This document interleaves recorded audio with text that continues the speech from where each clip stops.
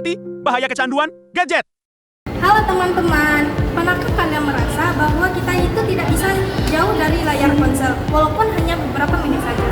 Contohnya, saat bangun tidur kita langsung mencek notifikasi yang ada di HP, waktu makan sambil men-scroll media sosial, bahkan sebelum tidur pun kita masih menatap layar handphone kita. Hati-hati ya, bisa jadi itu tanda kita mulai kecanduan gadget. Di zaman era digital ini, gadget memang memudahkan kita dalam segala hal, baik dalam belajar, bekerja, maupun berkomunikasi.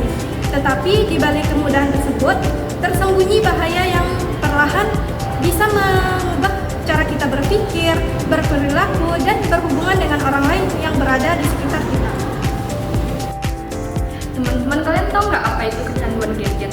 Nah, kecanduan gadget itu artinya terlalu sering dan sulit lepas dari perangkat elektronik seperti handphone, tablet, dan juga laptop. Kita jadi terus ingin memakainya walaupun kita sebenarnya tahu bahwa itu sebenarnya nggak baik. Nah, coba deh kalian pikir, dalam sehari itu berapa jam sih kita main HP? Nah, riset itu bilang rata-rata remaja di Indonesia itu bisa main gadget itu lebih dari 7 jam setiap harinya. Karena itu banyak yang jadi susah fokus belajar, tidur jadi tidak teratur, dan juga jarang ngobrol langsung sama orang di sekitar lingkungan kita.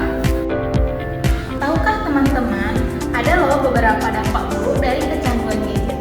Yang pertama, gangguan kesehatan fisik, di mana menatap layar terlalu lama bisa menyebabkan kita yang dimana merasa mata kita lelah, nyeri leher, dan juga gangguan tidur.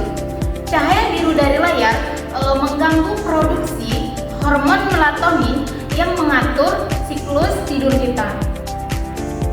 Selanjutnya yang kedua, yang dimana gangguan mental dan juga emosional. Kecanduan media sosial sering membuat kita membandingkan diri kita dengan orang lain. Akibatnya muncul rasa cemas, stres, bahkan juga kita merasa depresi. Jadi kita jadi merasa lebih sering merasa kurang, kayak insecure gitu. Padahal apa yang kita lihat di layar belum tentu nyata atau sesuai dengan apa yang kita bayangkan.